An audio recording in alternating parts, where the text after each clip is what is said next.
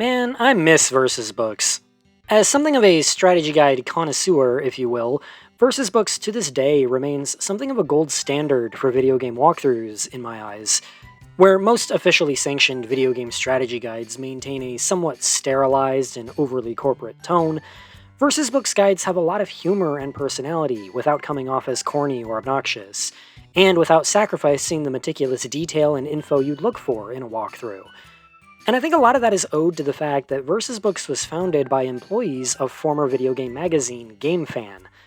Where many other gaming publications of the early 90s were highly curated and dependent on the backing of major game publishers and advertisers, GameFan was largely independently run. Unlike other verified outlets like EGM and Nintendo Power, GameFan refused to be neutral in their critiques, as well as refused to dance to the tune of big-name publishers by shamelessly plugging big-budget games just to please their shareholders.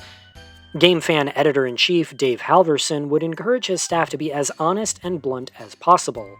The magazine would regularly cover stories no other magazine would dare to. They would discuss import-only games at a time when importing was largely discouraged in the industry, and they would feature whatever they wanted on their covers, instead of bending over backwards for advertisers. In short, they were one of the first gaming publications to be made by gamers for gamers, rather than just being a glorified propaganda rag for whichever game company was paying their bills. That was a philosophy that two GameFan employees, Matthew Taylor and Casey Lowe, took with them when they left to found Versus Books in 1996. In its early years, Versus Books specialized in making unofficial guides for games that they themselves were personally interested in, including major titles like Resident Evil 2 and Metal Gear Solid, published completely independently and without permission or approval from the game studios themselves. Truthfully, unofficial is a shaky term in this context because, in literal terms, Nintendo was really the only game publisher that would create guides for their own games directly. Other studios would outsource their strategy guides, and while working with the developers directly was great because it meant you had access to all sorts of official assets and information, it also meant you were beholden to very strict rules and approval processes and layer after layer of corporate bureaucracy. Versus Books, though, just threw out the middleman, writing and publishing guides on their own, legalities be damned, with the only checks and balances involved being their own. But despite having no official backing from the game publishers, the very thorough and informative nature of Versus Books guides, alongside the quirky and unique writing and tightly packed layouts, would quickly gain the company a very positive reputation among hardcore gamers of the 90s. Where official guides would often feature a lot of empty space for the sake of including official art or meeting a mandated page count, Versus Books was a lot more no-nonsense, filling as much of each page as possible. While this was likely done mostly to keep costs down, it also gave their guides the impression of being a lot more dense with information than much of the competition. And luckily, many of their early books lived up to this impression. Versus Books also likely owes a lot of its early success to being savvy to which games were most popular among the community, and often made sure to get their books out ahead of the competing official guides. It didn't take long for the company to find their footing, and this was partly due to really good timing. Their first ever guide was for Street Fighter Alpha 2, but it would be their second book that would put them on the map and make other walkthrough publishers sit up and take notice. Versus Books' Final Fantasy VII guide was their first hit, which was almost an inevitability given the ridiculous mainstream success of the game itself.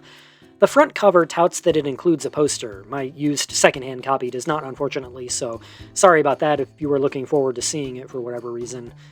The first page of the book contains a foreword by author Casey Lowe that expresses the book's mission statement, that being to create an RPG guidebook that is informative and thorough, but without spoiling the story, and without completely removing the player's sense of exploration or agency. The author recounts a tale of a Phantasy Star 2 strategy guide from his teen years that thoughtlessly spoiled a major character's death, and he vows that his book will not create similar sullied memories for anyone else. He also points out the irony in the fact that he has also just spoiled Phantasy Star 2 by telling this anecdote, setting the self-aware and comedic tone that remains present through the rest of the book. The guide indeed takes a very no-nonsense approach to providing the player with information. After just 4 total pages of explaining the game's basic mechanics, and an additional page explaining the book's layout, it dives right into the walkthrough. The walkthrough itself really stands out in that the actual text paragraphs are kept very brief and very minimal. Rather than holding the player's hand by offering step-by-step instructions at every turn, This guide assumes the player is smart enough to figure most things out on their own, just giving them the broad strokes of what needs to be done to progress the plot, and only getting into specifics when there's something more obtuse to explain, or stuff that can be easily missed. They even preempt listing puzzle solutions by warning the player to look away if they'd prefer to figure it out for themselves.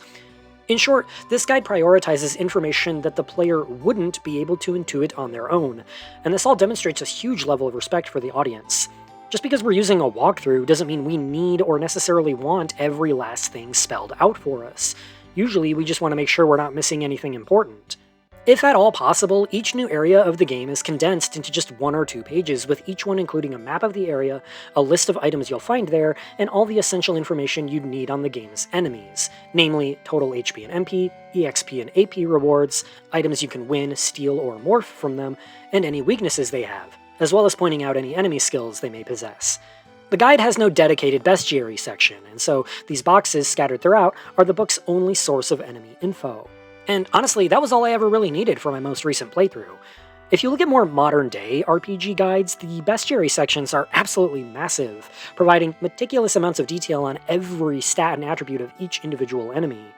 While I'm sure there are some who appreciate having all those minute details available from an official source, most players aren't actually going to need to know any of that, and Casey Lowe and the Versus Book staff were aware of this.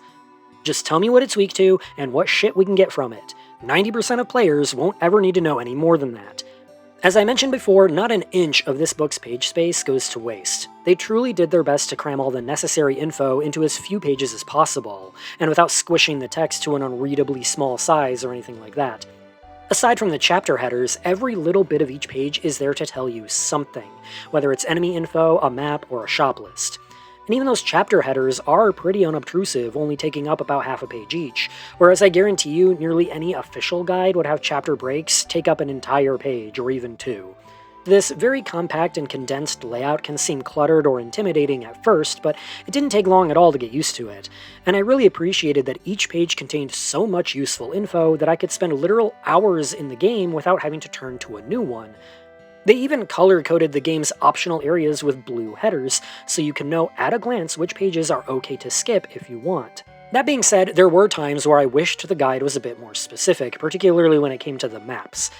To be clear, the guide was absolutely willing to get specific when it needed to. The maps for the Temple of the Ancients and the Northern Crater were every bit as useful as they should have been, and the massive 2-page spread that lays out the Great Glacier is a godsend. But where I feel the guide falters a bit is in specifying item locations. Each page of the book includes a list of obtainable items at the top, sorted in roughly the order you're likely to find them, and they don't point out each individual one unless it's particularly notable or if getting it requires a specific set of actions. For some people, this may be enough, and most of the time it was for me. But I think the book could have benefited from also pointing out item locations on the maps, since I tend to rely largely on maps and visual aids more so than written lists or instructions. A moment that sticks out to me is when I was about halfway through Mount Nebel and realized I had to backtrack all the way to the first screen to get some chests I missed that contained some unique weapons and materia. The map in the book had the chests so small that I couldn't even see them, and so I just assumed the branching paths led to dead ends. I don't know, maybe that's on me, but even though I understand that the author specifically said they didn't want to spoil the game's sense of exploration, with how exhaustively elaborate some of FF7's CG environments can get, I don't think there's any harm in circling chests on the map when they can sometimes blend in a bit too much. Some may also find the boss strategies to be a bit bare bones.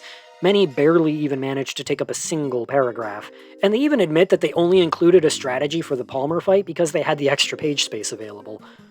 To be fair though, many of the bosses in FF7 aren't all that complicated, and they still list each boss's items and weaknesses in their info box.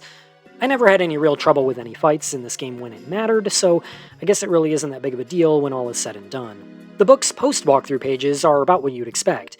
It's here where the guide goes in-depth on the game's side quests and minigames. The 2-page spread explaining chocobo breeding is surprisingly accurate even when compared to modern-day online walkthroughs. It outlines all the correct steps to breeding a coveted gold chocobo, and while it may not be the most specific guide you can find, all the information is still here in some form and all largely correct. There's a single page devoted to strategies for the Emerald and Ruby weapon fights, and 5 pages that cover all the different attractions at the Gold Saucer, including strategies for the Battle Square and tips for reaching a top score in the Speed Square shooting minigame. Each party member is then given 2 pages each to lay out their weapons and limit breaks, and then the guide finishes off with all the important lists: armor, accessories, and materia. The materia section in particular also includes side blurbs outlining some neat materia combinations you can try, from the basic to the in-depth, with one materia setup even requiring a full line of 16 slots to pull off. The very last page of the book lists every enemy skill the player can learn, complete with a world map specifically pointing out where the corresponding enemies can be found.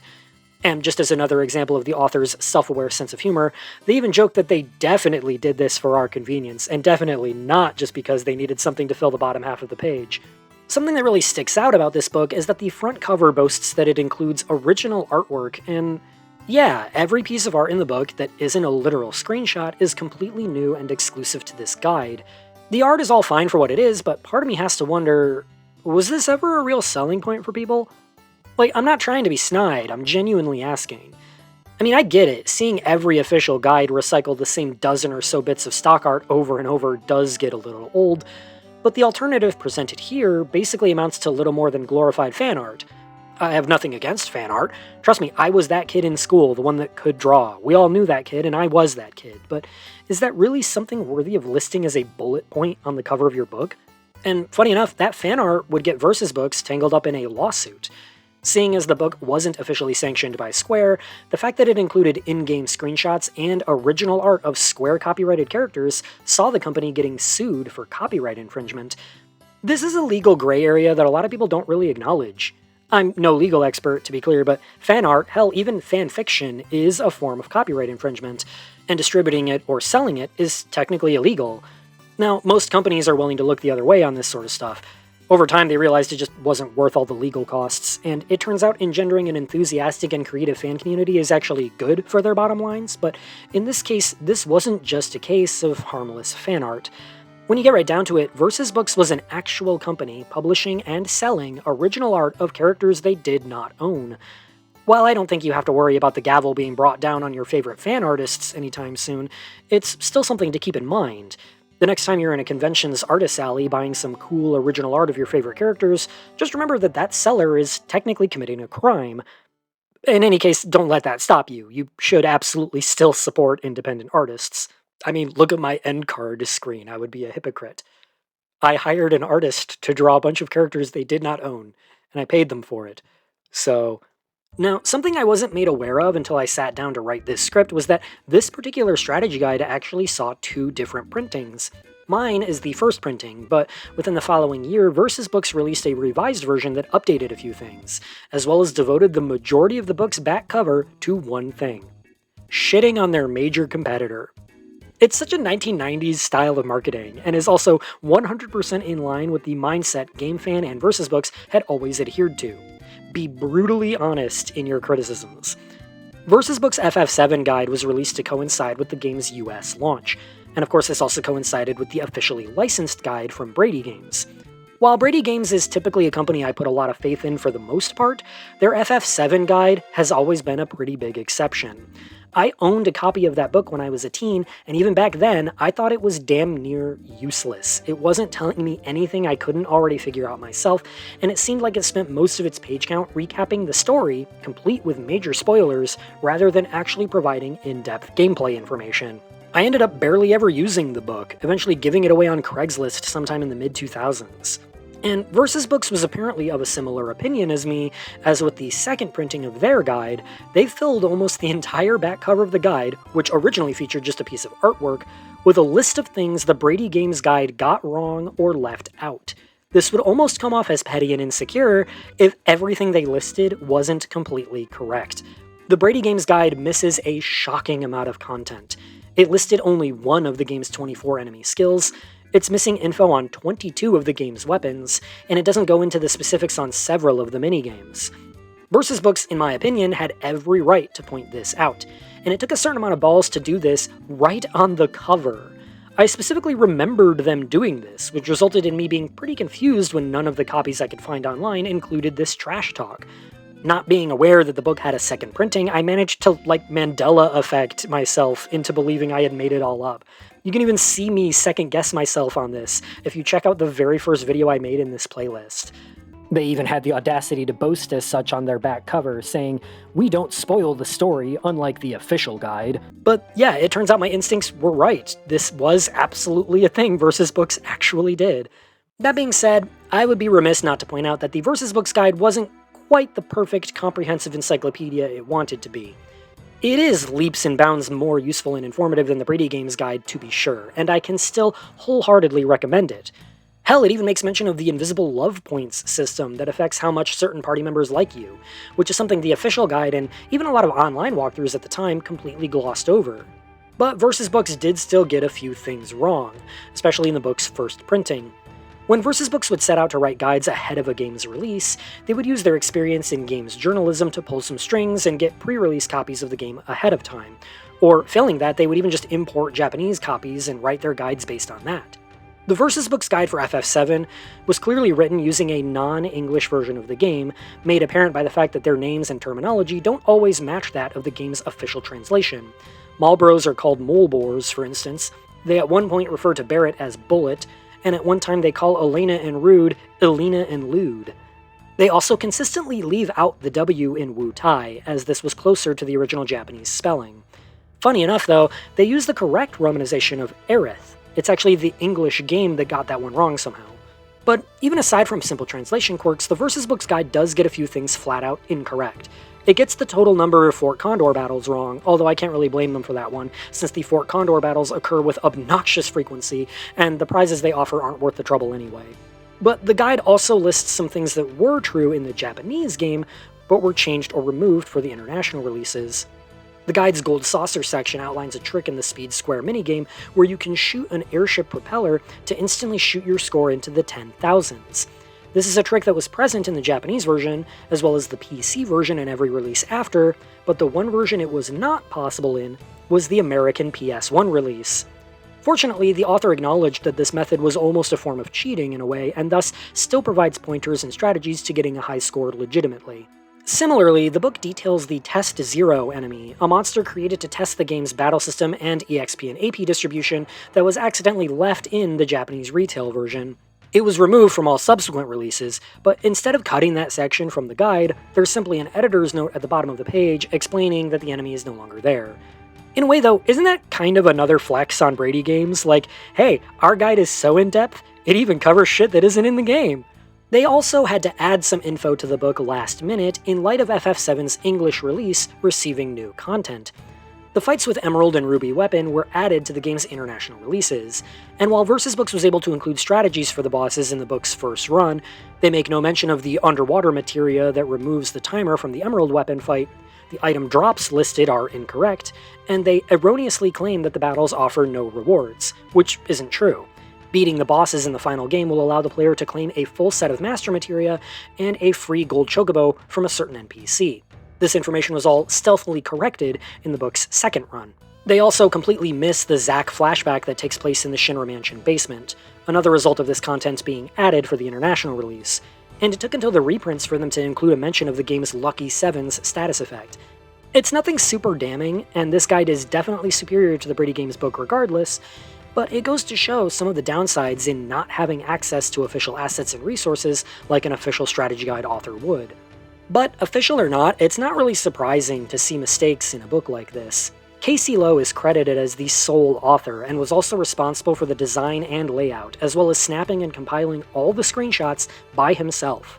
By 1997, RPGs were quite frankly becoming too big for just a single author to write a guide for anymore, at least with the limited deadlines necessary to get books out in time for the game's release. No matter which author was writing, mistakes and omissions were unavoidable. Nowadays, most game FAQs guides blow all the physical guides out of the water, but those all have the benefit of years, even decades of hindsight, and fans making and sharing new discoveries or strategies all over the internet. In light of it all, the fact that the Versus Books guide managed to be as thorough as it was from day one is honestly still pretty remarkable. Part of what makes old gaming collectibles like this such a neat novelty in the modern day is that they're so clearly a product of their time.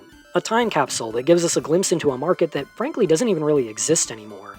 The abundance of online resources have almost completely gutted the market of a need for physical game guides.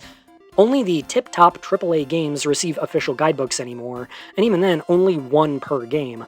A far cry from the 90s when 4 or 5 different companies would all release a Tomb Raider or Zelda or Metal Gear Solid guide, and all of them would pull at least a little profit from it. That era is long gone. There's no way you can convince people en masse to pay for a $20 gamebook when a Google search is completely free. I do think there's always going to be some audience for this stuff. There will always be people who prefer the feel of an actual book over a computer or phone screen. But the days of advertisers pouring thousands of dollars into hiring a professional team of writers and editors to make maps and high-res screenshots, well, those days are almost certainly never coming back. Man, I miss versus books.